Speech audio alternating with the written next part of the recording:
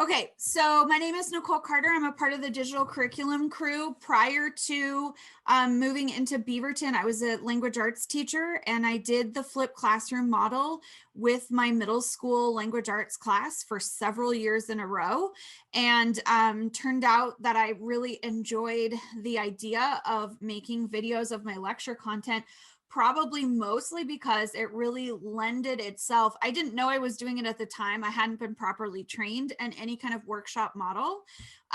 But that's kind of where I was headed. I just really wanted to provide interventions for my students. And in classrooms of 40, that was really hard for me to do, right? So I needed to figure out a way to kind of clone myself. That's how I always think of it. And that's where Flipped Classroom kind of helped me in that respect. So if you have any questions as you start working on any of these things, making videos, etc., please feel free to email me at any time and or come into any of those lunch and learns or whatever. You know, my time is your time. So even as we get into pre-service and school starts, email me at any time and I can come to you and help you out with whatever you're working on. As always, we should always be thinking about that equity lens with Flipped Classroom. As you're looking at your population of students and you're noticing, like I being an English teacher, it's not necessarily language arts teacher. It's not necessarily something I would think would lend itself to like data and watching data, but I did start to really pay attention to how many views the students, like if the students were actually watching the videos, right? Like if I was putting all my time and energy into making these videos, were they actually going to watch it? And I started to notice some of my students would do fine and then others needed more support. And so changing around the dynamics of my classroom where I provided time to watch those videos instead of just saying it's homework. Some of my classes really needed more guided help. And so we moved that instead of homework back into the classroom. And again, I still was able to, you know, use like rotation model to free myself up so that I could add in some interventions and supports. Additionally, and this is something that Canvas Studio just has built in, which is really exciting, I started noticing some of the data showed that my students really responded well when it was an interactive video. And so because of that, I started using a completely different program.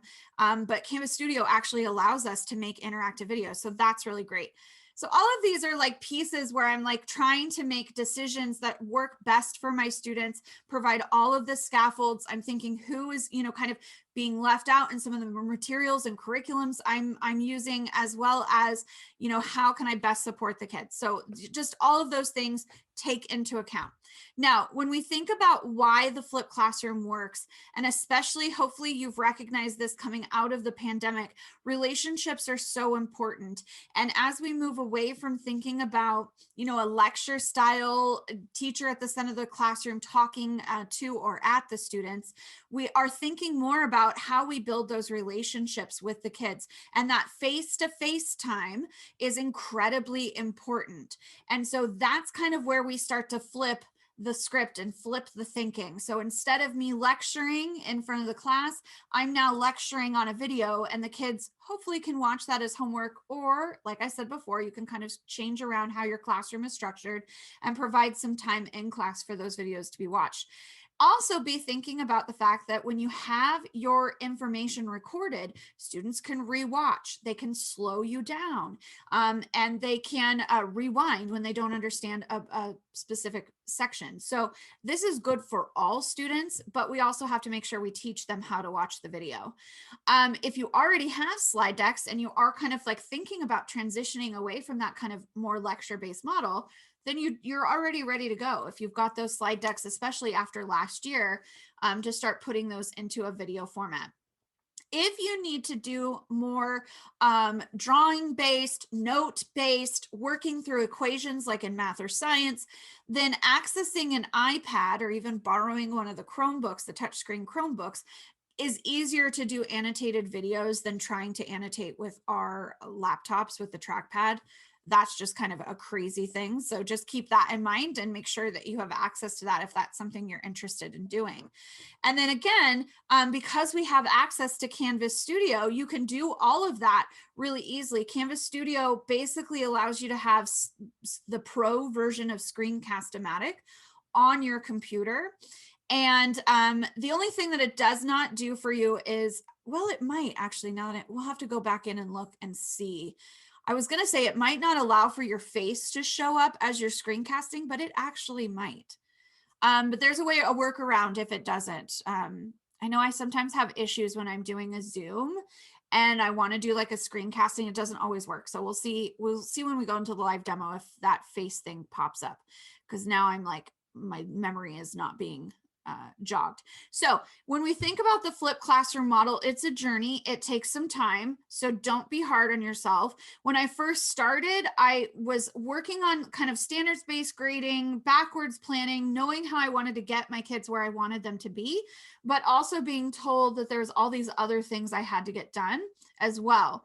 And so I was trying to free up some of my space. And as I've said before, work in some time where I can do some conferring and small group work with my students. Once I got to the end of the first year, then I was really being a lot more intentional. I got better at my videos. They were a lot more concise, and I was more intentional about how I was building online in Canvas. And so I feel like that's kind of maybe where we're at this point, at the end of the pandemic and moving into next year. And so now we're maybe where I'm kind of seeing ourselves in these two areas, where we're going to start building in maybe some more student choice and more engaging activities, and you're providing more feedback through Canvas. But also, again, Canvas Studio allows those interactive videos, so you get feedback, immediate feedback on videos for kids to understand if they're getting the content or not. And then you also might start looking into self-pacing within modules in Canvas as well.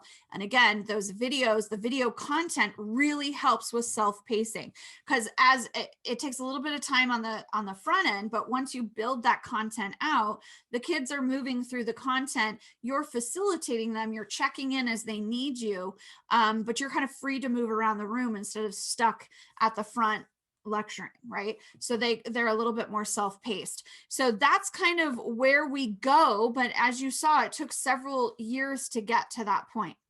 So as you're thinking about transitioning back into the classroom and really thinking about utilizing videos, you need to know your targets. You need to think about those backward plans. Thinking about how you take direct instruction and flip it into a video so that you're freeing up that classroom time for face-to-face conferring, interventions, etc. That rotation could really learn so much as secondary teachers. And go ahead and drop in the chat. I'm curious what grade level you guys all are. But I always say, as this person that has secondary background, that we can learn so much with how elementary teachers just kind of naturally do rotation models. And flipped classroom really helps with that. And then finally, you really need to make sure that you, okay, the Adobe Spark 201 link is sending me here. Okay, so pause for a second while I send a message to my team and see if we can get that link for you. Adobe 201 is sending to my flipped classroom. Can someone fix the link? All right, we'll see if we can get that figured out. Okay, so interesting. So we have someone that's in Flex. So Flex is a different program, right? Because you guys do have Florida Virtual, which most of your content's already pre-made. But if you're wanting to switch it up or add in your own content, add in your own units, then Flipped Classroom would be really helpful, and especially if the kids are already used to Florida Virtual. One thing to think about with Flipped Classroom and making videos, if it's not something you can do easily, then you're not going to be able to maintain it. I vividly remember sitting at my kitchen table around this time when I had made the commitment to do flipped classroom that first year. And I was recording and I kept having to restart because I was making some sort of verbal mistake or something.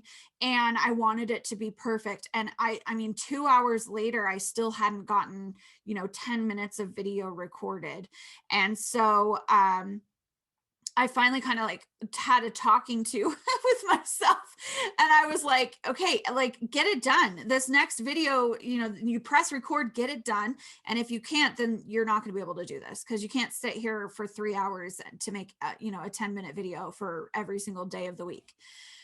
You really don't need a script. You're used to doing the content in front of an audience. And so honestly, I used to like to, during my prep period was when I tried to make most of my videos, I would shut my door if I could put a screen down over my window.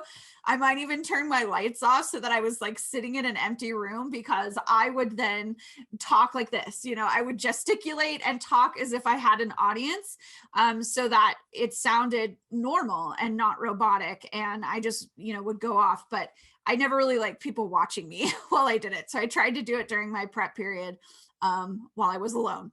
And then also really think about the slides, your information design, and minimize the amount of information you have on those slides. The students aren't going to read your slides for the most part. They're going to be listening to what you're saying. And I'll have a few other tricks to think about, but yeah, minimize your text. We know this. Now, yes, to answer your question, there will be video access. I'm recording right now. So I will be putting those up. Now, I'm answering a question in the chat really quickly.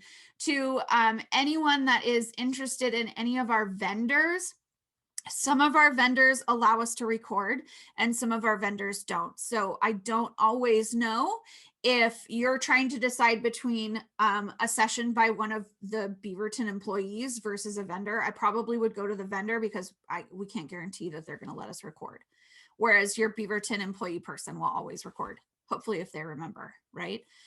Okay, back to content. So this actually comes from the Cult of Pedagogy, of recent, well, it's within the last year or so. She did something on Flip Classroom, and this was actually from the blog entry from the podcast. And, a lot of the times, the most amount of time that you have to take in creating a Flip Classroom video is the planning and prep and research.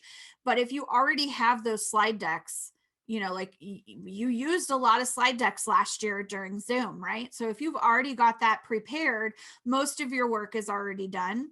And then the recording part just takes the same amount of time as you would normally get through that lecture piece.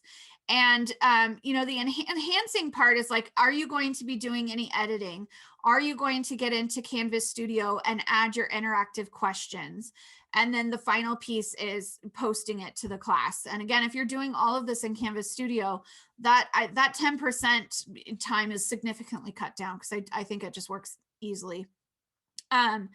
So yeah, it just all depends on how into it you want to get. And I definitely feel like when I first started doing Flip Classroom videos, I just used QuickTime and I pressed record and I didn't do any editing. And then as I got better at it, it became more second nature.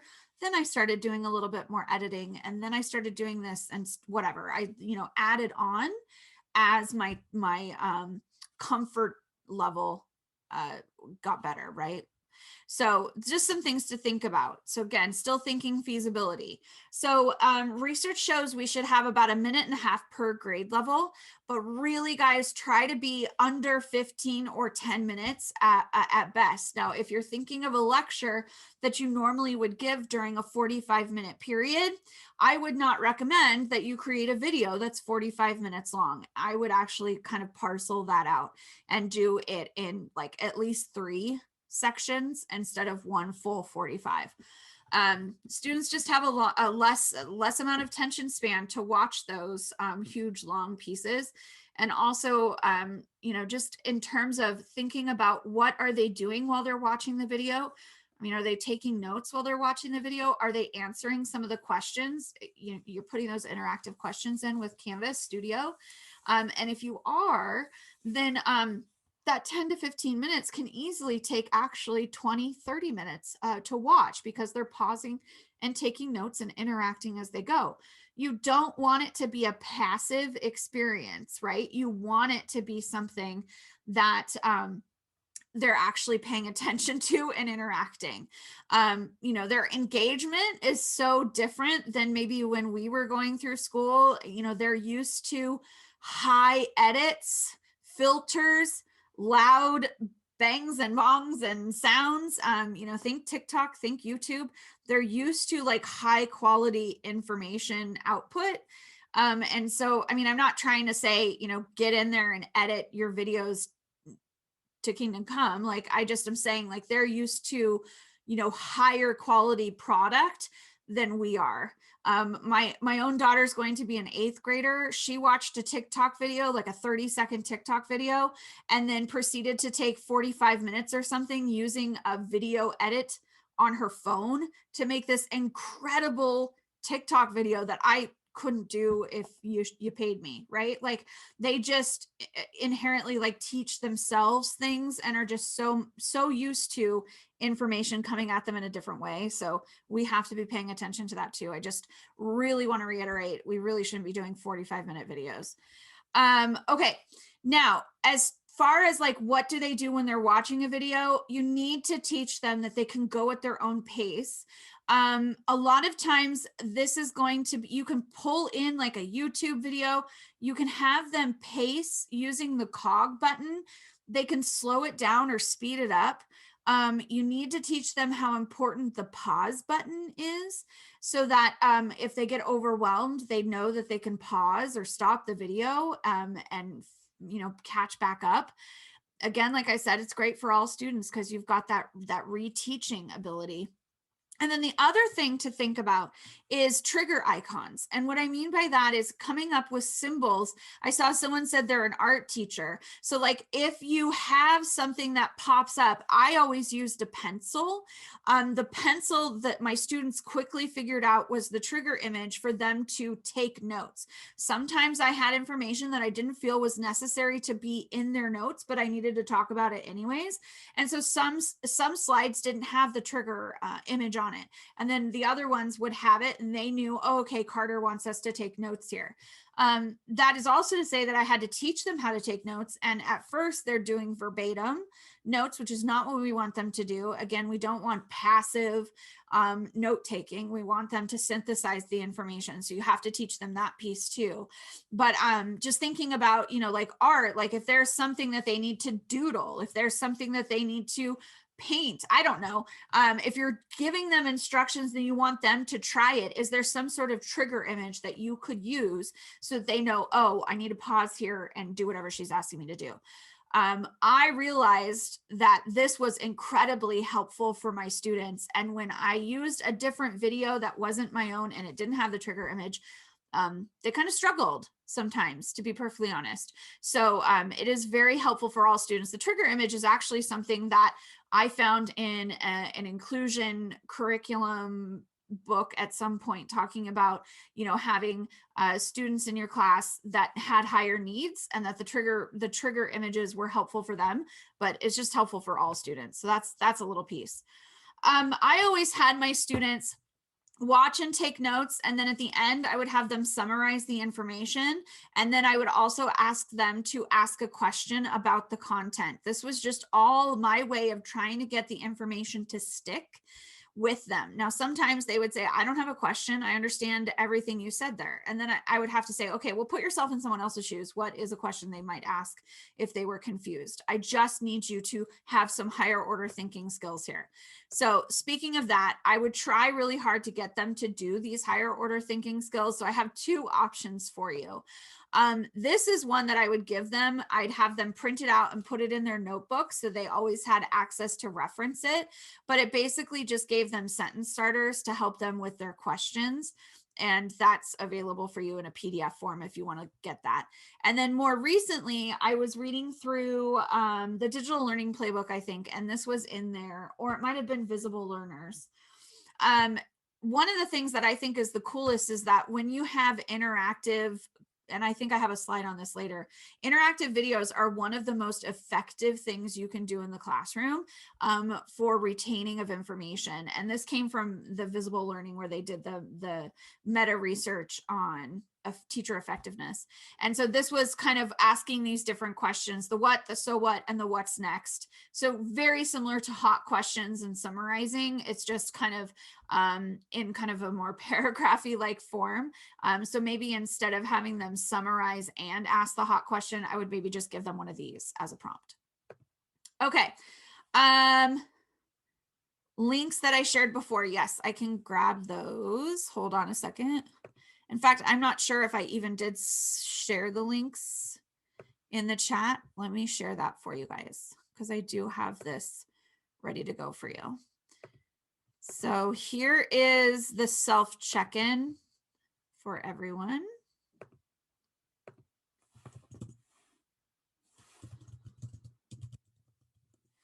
And then here is the slide deck so that you can have access to everything I'm kind of showing you.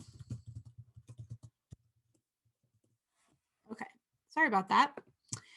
Okay, so here's what I was talking about in the effectiveness. So like in terms of where we want to be in giving content and information to our students, when we do an actual interactive video, we have the effect size of 0.54. So we're in the zone of desired effects. I just think that's really interesting, because I know I've been saying it all along that once I switched to flipped classroom, where it was really their homework instead of sending home some kind of worksheet or arbitrary thing, when I had the flipped classroom, I was paying attention to the data, and I went from 50% turn in to 75 to 80% turn in.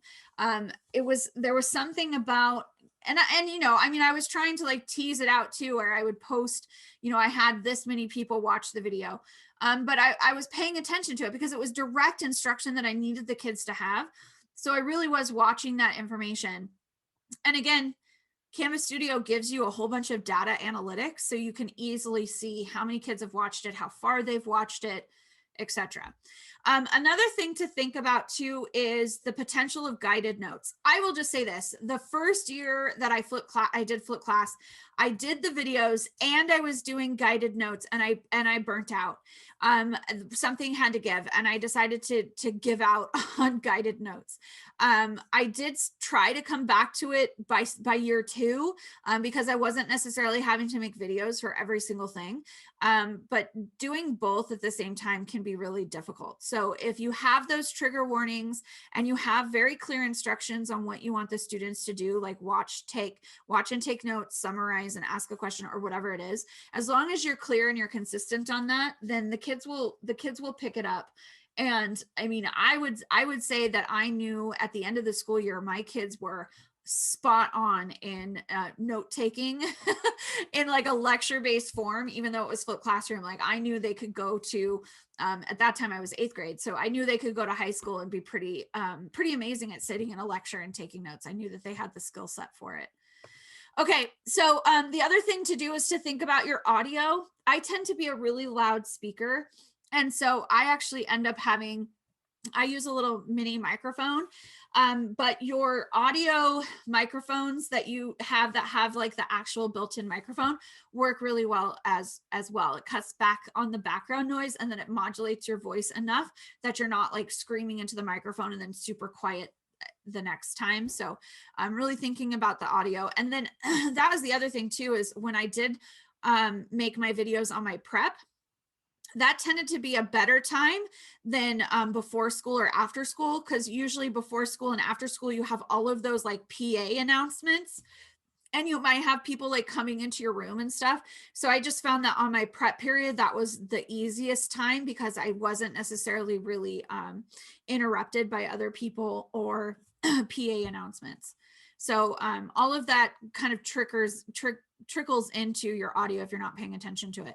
Okay, so like I said, most of the time, you know, creating the content is the most difficult part. But once you're ready, then what you're going to do is just screencast. And we're going to go into a live demo here and show you how to get into Canvas and open up the Canvas Studio. If you haven't played with Canvas Studio and doing the screen recording, you probably are going to have to download the pro version of Screencast-O-Matic, it will just automatically prompt you. Unfortunately, when I go into live right now, it's not going to show me that because I've already done that process. So if you are if you're doing that and you're worried about it or whatever, you can let me know and I'll jump on a Zoom call with you or something. But it's pretty easy. It will prompt you through the process and you should be able to do it. If it doesn't allow you to do the little face at the same time as screencasting, then the other option is to go onto your MacBook and open up the photo booth app. And then that's just kind of running in the background in the corner. It kind of takes up a lot of screen space if you ask me, but it's just running in the corner so kids can see your face. Most of the time when I was doing flipped classroom videos, I was using just a slide deck and I talked and I didn't need my face in there. I asked the students a couple of different times, you know, through like survey results and stuff, do you need my face? And they were fine with me not having my face on there. But, you know, ask your students. That's something for them to kind of give you feedback on. As I said before, you can also use your iPad if you need to record stuff where you're actually handwriting. There's lots of different options. So if that's something you're interested in, let me know and we can work on that with you specifically. Okay, I'm going to go into Canvas now and use the rest of the time here to kind of talk about the intricacies of Canvas Studio. So one thing to think about when you're in Canvas is when you're wanting to create something with Canvas Studio, I would really highly recommend that you go in from your dashboard, because then what that does is it provides those Canvas Studio recordings and interactive videos for any of the courses that you have in Canvas. Whereas if I access it when I'm already in a course, then it kind of limits you to giving it to just that course, if that makes sense. So you're wanting it kind of in this broader area. And I would just go from here, from the dashboard. So once you're in Canvas Studio, you have some options to create collections. And so what I would recommend that you do is think about it ahead of time and like make a collection for your units, right? Or maybe you're doing, you know, I have on here morning meetings. So maybe you have a morning meeting collection. Maybe you have, you know, unit 1 as a collection, unit 2. It's just going to help you keep your information nice and organized. You also can add straight from YouTube. So if you're sitting here going, you know, she keeps talking about making my own videos, but I'm not, that's crazy. I'm not making my own videos. I'm just going to grab some from YouTube. Great. That can totally happen and work as well. So you just would go in and click add and then paste your link of your YouTube video straight in here. And once you do that, you can then make a quiz. So that's another thing to think about. Once you've added that video into the Canvas Studio, then you have to go into the snowman or the jelly beans, whatever you want to call this, and go up here to create quiz. You've got two options, actually. You can create a quiz, which allows you to create different questions, or you can annotate the video. So the quiz feature allows you to ask multiple choice questions, true or false questions. I have to go back in because I don't know if if it allows for short answer. I think it's just, there's 3 different styles. We'll do it in a minute. So the quiz allows it to automatically grade it and put it in your grade book. Whereas annotating a video might be where you watch the video and then you do just like a little pop-up to explain something that's happening in the video. And the kids can annotate back too. It can be like a comment back and forth as they watch the video. So annotate doesn't allow for any kind of grading or anything. It's just like, you know, a collaborative video watch, I guess is how I might say that. Whereas the quiz, again, is interacting with the content by answering questions. And once you get to the point where it's going to ask those questions for the kids, the video pauses, they have to answer it before the video continues. So again, it's instead of passive watching, they have to participate and interact. And again, you get lots of data on the back end to see how far they watched and answered their questions. Now, one of the limiting things that I get really, really angry about, and I'm not going to sugarcoat this, so I just want to make sure you guys know.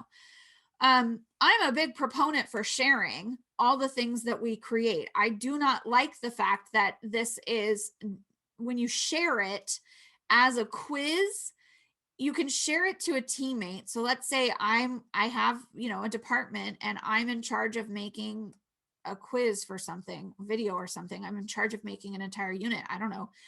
And I share the Canvas Studio quiz with my team. They get the quiz, they get the video, and they get all of the questions, and they will be able to get the answers, like this kid got this many wrong. However, it doesn't show up in their grade book. Let me know if that makes sense. If you create it as a quiz, it will show up as a column in your speed grade or grade book, and you'll get all of that information in your grade book like normal. If you share it with a teammate down the hall, they get that information, but it does not show up in their grade book. Hopefully that makes sense. I'm very frustrated with it. I don't know why they would make it work or behave that way. But it honestly, it just drives me nuts. I'm like, that's like the last thing, like, why? Fix that, please. Right. Okay. So I'm going to go into this, collection that I have, and, I'm going to open up this one. So, in terms of the data, for example, once you create something or put a video in, even if you don't do any of the annotation, even if you don't add any of the questions or whatever, you always will have this detail section, which you can change or copy and paste. This one is a YouTube video, so this automatically comes in from the YouTube video, and you can go in and edit the details. Students can comment on the video here at any time. And then when you get into the insights, it will show like this. It will show all of your students, and you can click on them and see how far into the video that they have watched and how many videos they have seen. So I watched this back all the way through, so it shows me as watching it. So imagine if you were using this. I know we had some people like in the Flex program and stuff that would make a morning message and then have the students watch that, and they use that as their like attendance gatherer, because they could click on the students thing and see that they actually physically watched it. So you get lots of data and information just from that. Now, if I go into, I'm going to go back because I want to see the quiz. Okay. So I have one quiz on it. I can do multiple quizzes on the same video, but I have one quiz, and I'm saying I want to go in and edit the quiz. Okay. So as you see down below, I have added in quiz questions all the way throughout the 8-minute video. So all I have to do is, as I'm watching the playback of the video, I just put my cursor down to where how to speak Mandarin. Sorry. And then I hit that plus sign. Okay, so here's our options. So multiple choice, true or false, and multiple answer. So you're not given the option to do short answer or long answer, however you want to say it. You're just given these 3 choices. So if I come back to my very first question, I just wanted to show you what it looks like. So it's just a true false. So you just type in your question. You can give even feedback for if they get it wrong or right.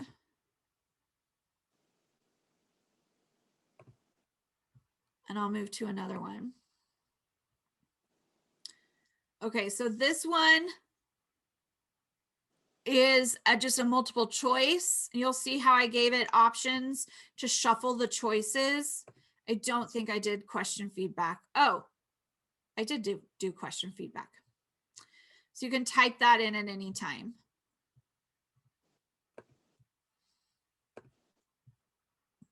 Okay, so I just showed you true for, okay, so I did, the first question was true, false. The second question was multiple choice.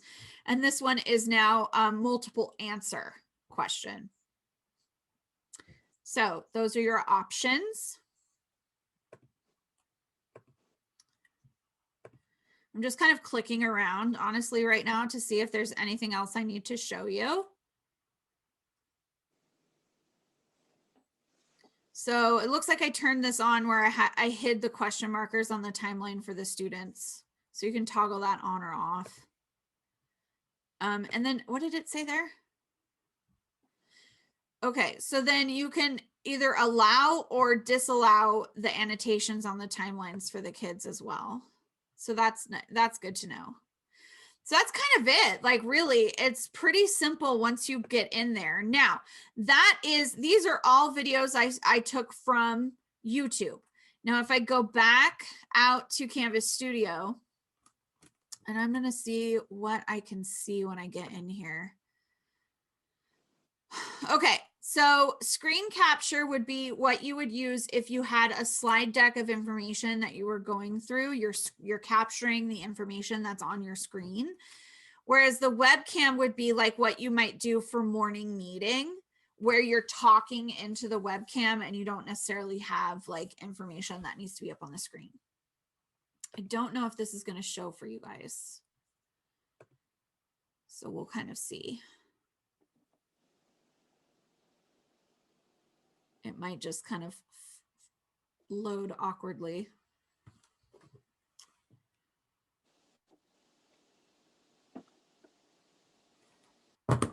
Okay, I have this.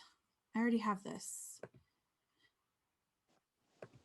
Okay, I'm going to hold on one second, guys.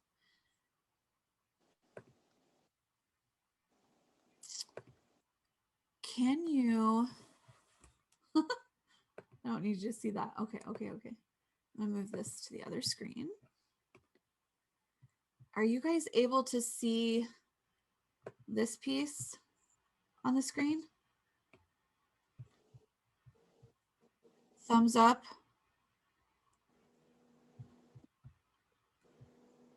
Okay. Yes, you can see it. Okay, good. Okay. So it looks like, okay, so this is good. So this answers my question because I couldn't remember before. So I have the option of doing just the screen. I have the option of doing just the webcam, and I have the option of doing both. So that's excellent. If you are one of those people that wants your little head floating in the corner, you have that opportunity. So very simple record feature. You just go. So this is on my main laptop screen. So I would then have to make sure that it's either full screen or covering the part of my slide deck that I want it to be in. But then I just record it, and then it's stored in the same spot. And I'm going to go ahead and exit out of this and go back.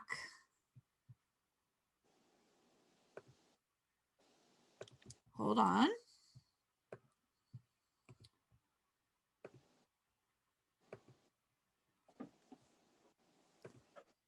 Okay, here we go. I'm canceling. Okay. And it doesn't like what I'm doing here. Let's get rid of this. But you'll notice that it automatically shows up in Canvas Studio. So once I've recorded my information and video, then I go through the exact same steps that I kind of showed you before, where you can hover over and create your quiz on your screencast. So you either import it from YouTube or you screencast straight from Canvas Studio and then do your create quiz or annotate. You do not have to do the annotate or create quiz option. If all you want to do is just record your video and have it here, then that also works. So don't feel like you have to do that too. Now, once that's done, then you can go into any of your courses and just automatically add it in. So let me go into... Do I have a demo course that I can go into? And please ask any questions that you want to. And I know, actually, I used it in some of these. So let's go into this one where I have it.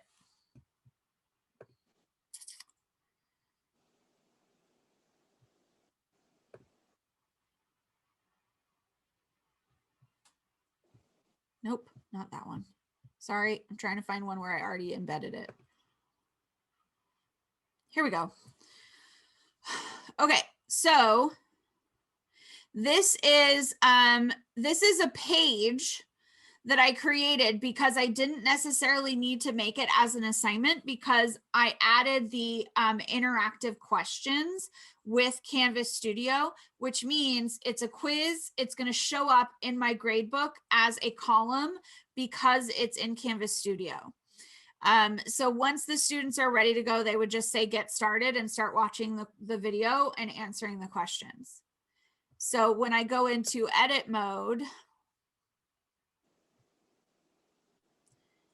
what I have here is I just basically went in and here's your Canvas Studio button.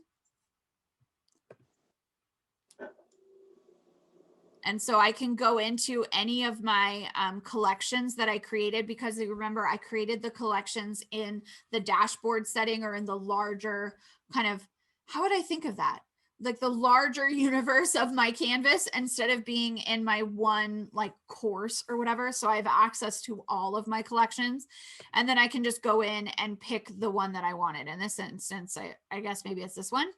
So I just select it, and it goes straight into, I don't want to do it because I don't want to mess this up, but it goes straight in here just like this. And then I hit save and I'm done. Okay, so when I go back to our information, I just want to show you that I have a whole bunch of resources too for you to continue to work through. So 3 question types: multiple choice, true, false, and multiple answers. You can add your own videos, or you can add YouTube videos. You can annotate over the videos, or you can create the quiz, which is basically an assignment and gives you gradebook evidence. It allows students to comment on the video, and then you also get all of that data when you go into the insights. Let's go back. Here we go. And honestly, once you're in, you don't have to come here all the time to get those insights. I should have said that. You could just be in this assignment and the insights should show up for you as well right here. So you don't have to go all the way back and forth. So let's see. See, it tells me right away this person didn't watch it and this person didn't watch it, right? So it tells me right away that they've gotten it done. And again, I can get my quiz results here, but it shows up in my gradebook as well. So that's kind of where I was saying, if I shared this with my teammate, they get the quiz results here. It just doesn't show up as a column in their spreadsheet, in their gradebook, which is obnoxious. Okay. What else was I saying? Not that. Okay. So the sharing the quiz questions, that's what I said already. More resources for you, videos, as well as kind of the help guide in the community section on Canvas. Okay. All right. Now we can kind of open it up to questions for you guys.